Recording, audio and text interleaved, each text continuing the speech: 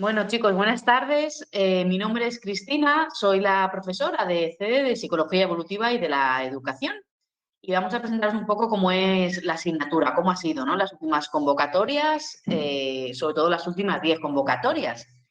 Desde el año 2012 bajó el número de preguntas respecto a años previos y la media actual está en 6,2 más o menos preguntas. Pues este último año, en el 2021, han caído 6 preguntas. Bien es cierto que hay muy poquitas preguntas, pero preguntas muy heterogéneas, con todos los bloques evolutivos. Suelen preguntar de primera infancia, segunda infancia, adolescencia, vale un poco de cada uno. Sí es cierto también que hace un tiempo que ya no preguntan de psicología de la educación. La última vez que preguntaron anularon la pregunta. Y dentro de psicología de la educación ahora vemos como dos autores principales. ¿Qué conflictos, dudas o dificultades me soléis plantear cuando os ponéis a estudiar la asignatura? Pues por un lado las edades, ¿vale? Por un lado, ¿cuántas edades hay? Que si hay muchas edades, que cómo de complejo es, que si las preguntan. Normalmente no preguntan edades. Cuando hacen referencia, pues por ejemplo un autor que es de referencia y que están preguntando las últimas convocatorias, como es Erikson, no te preguntan edades, te preguntan etapas evolutivas. Cuando preguntan a Piaget, pues su etapa sensoriomotora, las edades los ponen en el enunciado, pero no suelen preguntar como tal, ¿vale? Como pregunta de examen. Veremos a lo largo de las clases unas tablitas de cada etapa evolutiva de las diferentes edades que han ido preguntando, ¿vale? Y lo que hay que conocer, aunque ya os digo que las últimas convocatorias no lo suelen preguntar, pero es una de las cosas que sí que me soléis plantear, ¿no? Que es lo que preguntan. Otra de las cosas son los diseños evolutivos. Es algo que suele generar un poco de conflicto a la hora de entenderlo, porque, bueno, pues los nombres pueden diferir respecto a otros conceptos que tenéis, pero como veremos también en las clases, es algo que con ejemplos va a quedar bastante gráfico y bastante claro. Otra de las cosas que me planteáis es Piaget, ¿no? Que cuánto cae de Piaget. Piaget cae todo de Piaget, o por lo menos ha caído todo hasta la fecha. Bien es cierto que las últimas convocatorias no están preguntando mucho de Piaget, una pregunta, a veces ninguna, pero sí es importante, es un autor, es el más importante de la asignatura, de hecho. Y por último, el nivel de dificultad de la asignatura. No es difícil, todas las preguntas de examen de las últimas convocatorias se contestan con los manuales de CEDE, ¿vale? No entraña mucho nivel de dificultad, además son preguntas repetidas, suelen repetir preguntas. Ya os digo, por lo menos la tendencia a las últimas 8 o 10 convocatorias.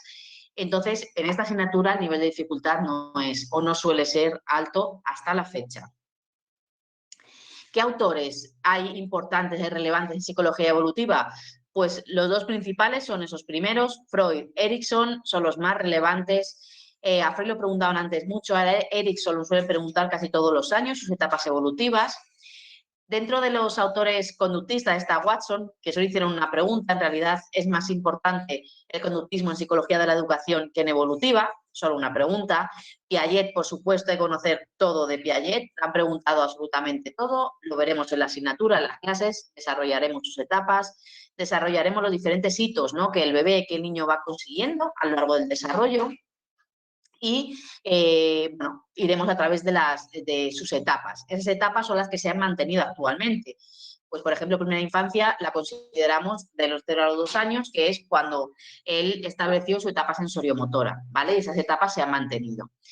Vygotsky, por supuesto que Vygotsky tiene un par de términos que suelen preguntar a menudo a lo largo de las convocatorias, y como sorpresa, ¿no? Este último año han preguntado el ciclo vital, ¿vale? Han preguntado ese envejecimiento satisfactorio. No lo habían preguntado, lo habían preguntado hace muchos años y este año ha vuelto a caer. Entonces ese sería como lo más relevante dentro de los autores. Luego veremos muchas cosillas, obviamente, ¿no? Pero esto sería lo más relevante. De las etapas, que como ya os digo, nos basamos mucho en lo que nos dijo Piaget, de primera infancia lo más relevante es el estadio sensoriomotor con todos los hitos que se van consiguiendo y los 6 subestadios. Los reflejos, han preguntado definiciones de los reflejos, cómo es el desarrollo sensorial, motor y emocional del bebé, y el tema del apego. También antes preguntaba mucho a Bowlby, ahora pregunta mucho a Mary Ainsworth, pero si es algo relevante. Dentro de segunda infancia, que lo consideraríamos de los 2 a los 11-12 años, se encuentra el estadio preoperatorio y operaciones concretas de Piaget. Y veremos los hitos que se van consiguiendo. No han preguntado mucho de estas etapas, pero sí algunas de sus características. Dentro del tema 2, que veréis en la asignatura de segunda infancia, está lo más relevante, la teoría de la mente, porque el resto ya ha pasado a formar parte prácticamente de psicología básica, pero sí que en teoría de la mente han preguntado alguna edad, de hecho.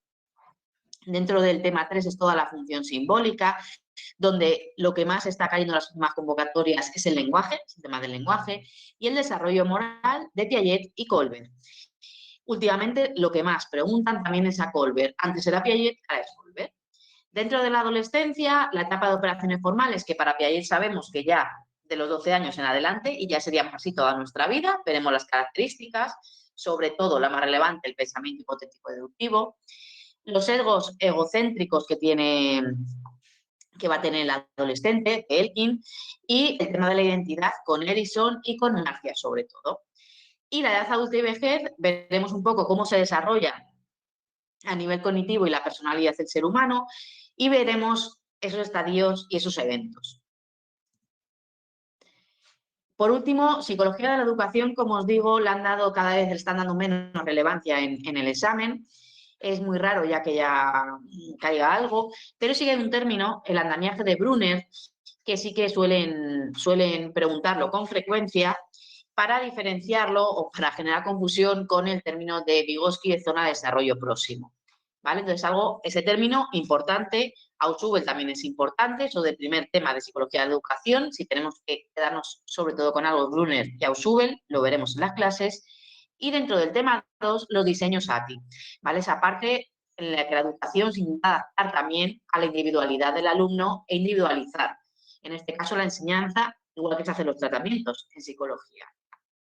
Entonces, bueno, a lo largo de las clases y de los resúmenes, los esquemas que os iremos facilitando, ¿no?, en sede, iremos viendo un poco de todo esto, iremos profundizando en lo que más van a preguntar para finalmente hacer ejercicios y poder ver también preguntas de convocatorias previas y que valoréis también vosotros junto conmigo ese nivel de dificultad, si os parece, si no, en qué os podéis atascar más, ¿vale? La idea es ayudaros en lo que más os pueda costar, que aunque yo he puesto esas 4 cosillas, que es lo que más se me ha transmitido en los últimos años, pero bueno, cada uno se le puede atascar otra cosa. Entonces, nada, solo desearos mucho ánimo. Creo que todos estamos eligiendo, ¿no? Y vosotros estáis en ese camino de elegir ese trabajo que te guste para no tener que trabajar ni un solo día de tu vida, como decía Confucio. Y nada, nos veremos en las clases. Mucho ánimo y a por ello.